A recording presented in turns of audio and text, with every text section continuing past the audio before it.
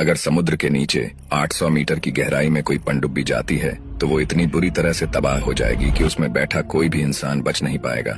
लेकिन वहीं आज तक की सबसे गहरी जगह जहां तक इंसान जा पाए हैं वो चैलेंजर्स डीप है, जो लगभग 10,900 मीटर गहराई में मौजूद है, जहां से आज तक सिर्फ 8 लोग ही जिंदा वापस लौट पाए हैं। अंतरिक्ष से देखने पर पृथ्वी नीले रंग की दिखाई देती है, जहां समुद्र इसकी सबसे बड़ी वजह है, क्योंकि धरती के लगभग 75% हिस्से पर सिर्फ ये नीला समुद्र मौजूद है। लेकिन क्या आपने कभी सोचा है कि समुद्र में ऐसा तो क्या है जहां आज तक भी इंसान पहुंच नहीं पाया है?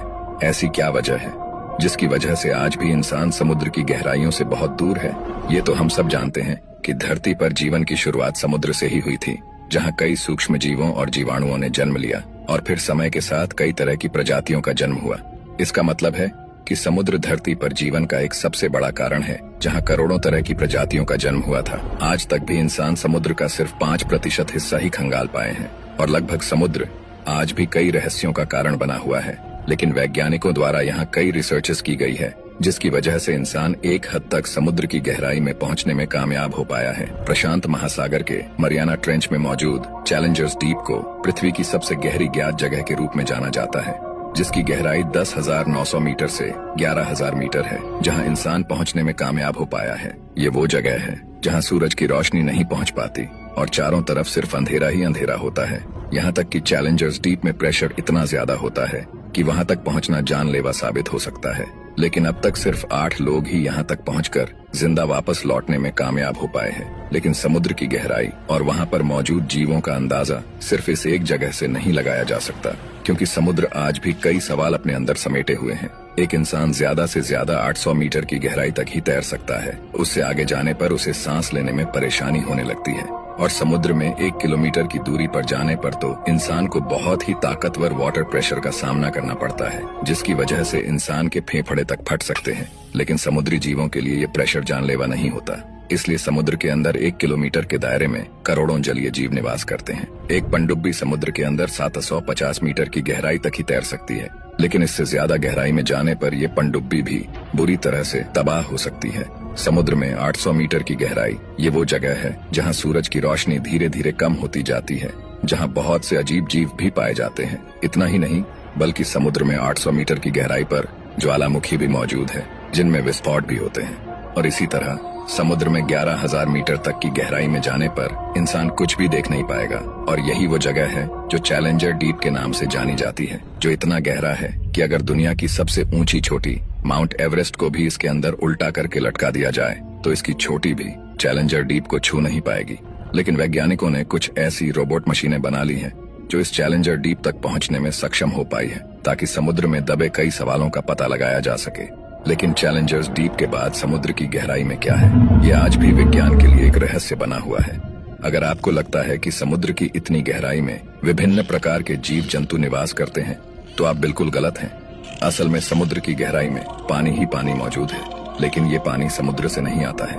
पृथ्वी की शुरुआत से भी पहले यहाँ जीने लायक वातावरण तैयार हुआ और मौसमी चक्र की शुरुआत हुई, जिसकी वजह से धरती पर हजारों सालों तक बरसात होती रही। आसमान से बरसते इस पानी को धरती ने अपनी गहराई में सोख लिया, जहाँ कुछ पानी नदियां और कुछ झरनों में बदल गया और समुद्र में जाकर मिल गया। हजारों सालों तक बारिश के कारण धरती पर जमा हुआ वो पानी आज भी समुद्र की गहराइयों में मौजूद है, जो करोड़ों साल पहले हजारों साल चली बारिश का पानी है, जहाँ कुछ विभिन्न प्रकार की प्रजातियां भी मौजूद हो सकती है, जिन्हें शायद आपने कभी ना देखा हो। ये सुनने में शायद आपको थोड़ा अजीब लगे, लेकिन समुद्र में भी नदियां बहती हैं, क्योंकि समुद्र की गहराइयों में भी पानी ही मौजूद है, जिसे कई वैज्ञानिकों ने अपनी रिसर्चेस से सही साबित किया है।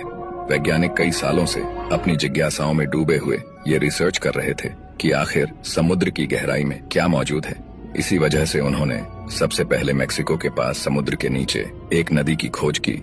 वैज्ञानिकों ने इस नदी का नाम सेनोट एंजेलिटा रखा, जो समुद्र के नीचे 15 फीट नीचे बहती है, जो एक खारे पानी की नदी है। इसी तरह ब्लैक सी के नीचे भी एक बहुत बड़ी नदी की खोज की गई थी, जो लगभग 100 फीट समुद्र के नीचे बहती है।